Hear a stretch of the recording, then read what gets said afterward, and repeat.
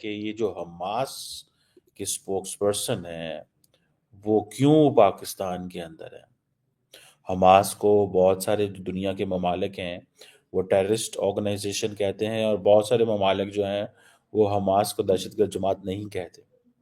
अपनी मर्जी से इस मेमोरेंडम के किसी हिस्से को वापस भी ले सकते हैं।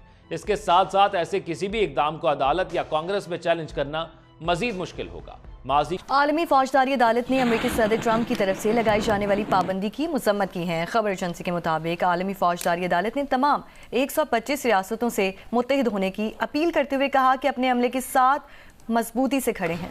अब हुआ ये है कि हमास के स्पोक्सपर्सन आए हुए हैं पाकिस्तान। वो अक्सर आते रहते हैं, I think, if I am not wrong. नमस्कार दोस्तों पाकिस्तान दुनिया का सबसे बड़ा आतंकवाद सपोर्टर है। यही कारण है कि जिस तरह से हमास का लीडर पाकिस्तान में मौजूद और वो पीओके में गैर कानूनी तरीके से जो पाकिस्तान ने कब्जा कर रखा है उस जगह पर भी जाता है, जिससे साफ पता चलता है कि पाकिस्तान आतंकवाद को कितना ज़्यादा सपोर्ट करता है, क्योंकि पाकिस्तान हमेशा से भारत के कश्मीर में आतंकवादियों को भेजता है। यही कारण कि हमास के सपोर्टर्स का पीओके में जाना काफ़ी ज़्यादा पूरी दुनिया ने इस पर रिएक्ट किया है, लेकिन पाकिस्तान है कि सुधरने वाला नहीं है, क्योंकि पाकिस्तान को आतंकवाद से पैसा मिलता है। और सुनने में आया है कि वो उनकी मुलाकातें जो हैं वो हुई हैं मौलाना फजलुर रहमान से और बहुत सारे कुछ और लीडर से। और बेसिकली कनेक्शन था 5 फरवरी। 5 फरवरी आपको पता है कि जो कश्मीरी हैं वो कश्मीर सॉलिडारिटी डे मनाते हैं। पाकिस्तान बल्कि कश्मीर के साथ कश्मीर सॉलिडारिटी डे मनाता है। और ये खालिद अल कदूमी ये ईरान में बैठते हैं और ये ईरान में होते हैं, लेकिन ये बहुत सारे पाकिस्तान के अंदर भी आते जाते रहते हैं और भी दुनिया में आते जाते रहते हैं। बहरहाल ये जो इंडिया अब इसको लिंक कर रहा है, इंडिया कह रहा है जी कि देखिए जनाब, जो हमास लीडरशिप है, देखें वो तो पाकिस्तान में बैठी हुई है, वो तो कश्मीर में गई है, वो तो वहाँ पे कर रहे हैं, प्रोटेस्ट कर रहे हैं, वो तो बातें कर रहे हैं। तो ये बेसिकली पाकिस्तान का और हमास का आपस में कनेक्शन है। और देखें जनाब, हमास का मौजूद होना कश्मीर के अंदर और वहाँ पे जाके 5 फरवरी को कश्मीर सॉलिडारिटी डे मनाना, ये बेसिकली देखें जनाब, ये कीजिए। अब देखें क्वेश्चन क्या है, जरा थोड़ा क्वेश्चन समझने की जरूरत है। क्वेश्चन ये है कि क्या वो जिसे कहते हैं ना कि जिसे एक तरफ कि क्या चॉइसेस हैं फॉर एग्जांपल कश्मीर के हवाले से। अब कश्मीर के हवाले से भारत ने कोई चॉइस नहीं छोड़ी पाकिस्तान के लिए। क्या चॉइस छोड़ी है? एक ही चॉइस छोड़ी है कि जो हमने कहा है, जो हमने किया है, जो हम बोलते हैं, जो हमारी सारा कुछ है, उसको मान लिया जाए। That's one thing. अब जाहिर बात है इसमें बहुत सारे जो दुनिया है वो तो खामोश होकर बैठी हुई है। पाकिस्तान बोलता है इसमें। पाकिस्तान कहता है नहीं, जो इंडिया ने किया है और अपनी मर्जी से कश्मीर का स्टेटस चेंज कर दिया है, हम उसको नहीं मानते, हम उसको नहीं मानते। ये पाकिस्तान का मौक़िफ़ है। अब ये चीजें जो है obviously that gives a message. इससे मैसेज पता चलता है जी कि पाकिस्तान तो अपनी लाइन पे खड़ा है कि हम आपसे बात नहीं करने को तैयार। अब हुआ क्या कि हमास जो है उसने वहां पे जाहिर बात है इजराइल के खिलाफ एक बहुत बड़ी जंग शुरू की हुई है। सादा अल्फाज में ट्रंप ने महज एक दाखिली हिदायत जारी की है जिससे उनकी इंतजामिया में मौजूद मखसूस इदारों को मुखातिब किया गया है। इस मेमोरेंडम पर दस्तखत करने के मौके पर सदर ट्रंप ने जोर दिया कि उन्हें ईरान के सदर मसूद पजिशकियान से मुलाकात करने पर कोई एतराज नहीं है। उन्होंने मजीद कहा कि उनके ख्याल में इसमें कोई हर्ज नहीं अगर इस जमन में पहला कदम अमरीका की तरफ से बढ़ाया जाए। उन्होंने इस बात पर भी जोर दिया कि वो ईरान के खिलाफ कोई सगीर मौक़िफ़ इख्तियार करने में दिलचस्पी नहीं रखते हैं और उनकी पूरी तवज्जो ईरान को जौहरी हथियार तैयार करने से बाज रखने पर है।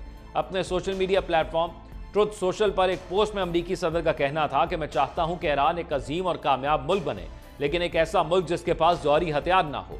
उनका मजीद कहना था कि ये इतलात के अमरीका इसराइल के साथ मिलकर ईरान को टुकड़ों में तकसीम करना चाहता है। सदर ट्रंप ने अपने बयान में मजीद कहा कि मैं एक ऐसे मुस्तनद जौहरी अमन मुआहदे को तरजीह दूंगा जिसके तहत ईरान आगे बढ़ सके और खुशहाल हो सके। हमें फौरन इस पर काम शुरू करना चाहिए और जब यह मुआहदा मुकम्मल हो जाए और इस पर दस्तखत हो जाएंगे तो मशरक़ वुस्ता में एक बड़ा जश्न होगा। खुदा मशरक़ वुस्ता का हामी व नासिर हो। दूसरी जानिब सदर ट्रंप के बयान पर ईरानी हुक्काम की जानिब से इब्तदाई रद्द अमल खासा मोहतात नौइयत का सामने आया है।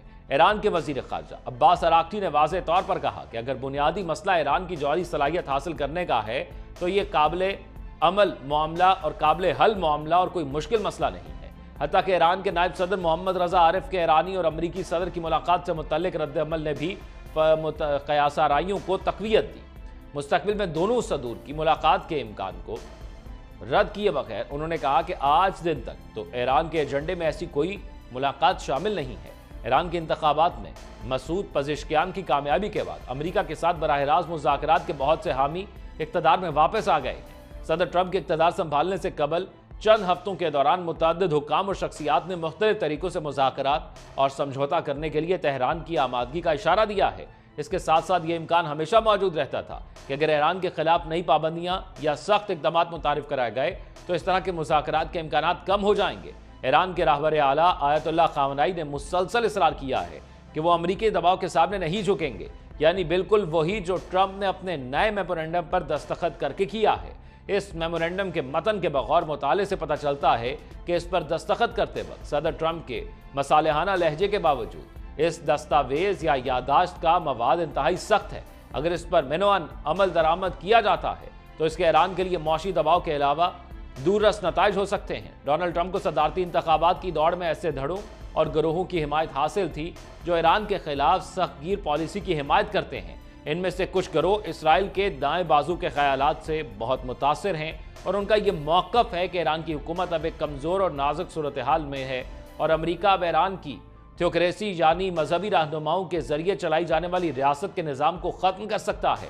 अगरचे सदर ट्रंप का ईरान के साथ मुज़ाकरात पर इसरार इस बासर धड़े को मायूस कर सकता है, लेकिन इस मेमोरेंडम जिस पर उन्होंने दस्तखत किए इसका मतन यकीनन इस गिरोह को खुश करेगा। दरहकीकत ये डोनाल्ड ट्रंप का एक पुराना हरबा है जो उनके पहले दौरे सदारत में भी देखने को आया, खास तौर पर शुमाली कोरिया और चीन से मुतल्लिक अपनी पॉलिसियों पर मतजाद मौक़िफ़ को बार बार जोड़कर पेश करते रहे हैं।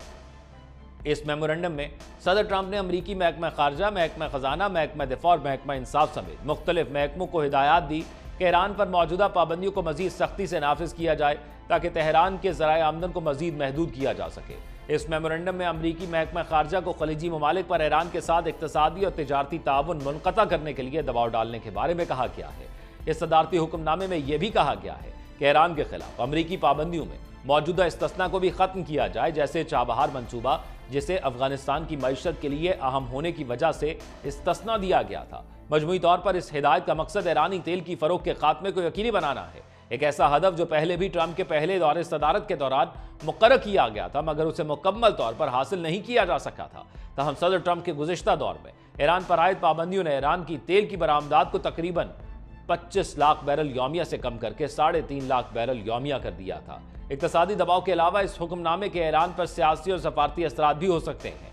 मिसाल के तौर पर अमरीकी वजारत खारजा को यह हिदायत की गई है कि वह ईरान जौहरी मुआहदे पर स्नैपबैक मैकेनिज्म को फाल करने के लिए तमाम ज़रूरी इक़दाम करे। इसका साफ मतलब यह है कि अमरीका यूरोपीय इत्तेहादियों के साथ साथ चीन और रूस के साथ मिलकर अक़वाम मुत्तहिदा की सलामती कौंसिल के जरिए वसी बैनुल-अक़वामी पाबंदियाँ दोबारा आयद करने के लिए सिफारती दबाव डालने की कोशिश करेगा। इसके साथ साथ इस सब का एक मकसद ईरान के इलाकाई इत्तेहादियों को भी दबाव में लाना है। इस हुक्मनामे में ईरान के बैलिस्टिक मिसाइल प्रोग्राम को रोकने की ज़रूरत पर भी जोर दिया गया है। इस मेमोरेंडम के अस्करी मुज़म्मिरात भी हो सकते हैं क्योंकि ये महकमा दिफा को अमरीकी एकतरफा पाबंदियों की खिलाफ वर्जी करने वाले ऑयल टैंकर्स को जब्त करने का इख्तियार देता है। अगर इसको तो दोस्तों, भारत की चेतावनी के बावजूद भी पाकिस्तान सुधरने का नाम नहीं ले रहा है। जिस तरह से पाकिस्तान लगातार आतंकवादियों को पीओके में भेज रहा है उससे भारत काफी ज्यादा नाराज है और भारत ने कई बार पाकिस्तान को चेतावनी भी दे दी। उसके बावजूद भी पाकिस्तान की मानने का नाम ही नहीं ले रहा, क्योंकि पाकिस्तान की आदत हमेशा से यही रही है कि पाकिस्तान ने आतंकवाद के जरिए ही पैसा कमाया है। उसी आतंकवाद से पाकिस्तान पूरी दुनिया में दहशतगर्दी फैलाता है। जिस तरह से पाकिस्तान पूरी तरीका से बेनकाब हो चुका है, उसको छुपाने के लिए पाकिस्तानी लगातार भारत के खिलाफ प्रोपेगेंडा करते हैं, लेकिन पाकिस्तानियों को प्रोपेगेंडा पूरी तरीका से नाकाम हो जाता है। भारत बार बार यही बात कहता है कि पाकिस्तान को सुधर जाना चाहिए, वरना पाकिस्तान के लिए काफी ज्यादा मुश्किलात होने वाली है। भारत ने साफ साफ कहा है कि पाकिस्तान यदि पीओके में किसी हमास या और उसके आतंकियों को ले जाता है तो भारत इस पर कार्रवाई करेगा। यही कारण है कि भारत लगातार पूरी दुनिया को दिखाना चाहता है कि पाकिस्तान आतंकवाद का कितना बड़ा सपोर्टर्स है, जो पूरी दुनिया के लिए एक बहुत बड़ा खतरा बन चुका है। भारत ने पूरी दुनिया को बताया है कि पाकिस्तान, और साबित भी किया है कि पाकिस्तान में सबसे ज्यादा आतंकवादी पाए जाते हैं। यही कारण है कि पाकिस्तान अपनी फेस सेविंग के लिए भारत के खिलाफ नए प्रोपोगेंडे करते रहता है, लेकिन पाकिस्तान के प्रोपोगेंडा फेल हो जाते हैं। आपकी क्या राय कमेंट में जरूर शेयर करें। यदि आप नए बने चैनल को सब्सक्राइब करें, वीडियो पसंद आए तो लाइक करें, कमेंट करें और शेयर करें। जय हिंद, वंदे मातरम।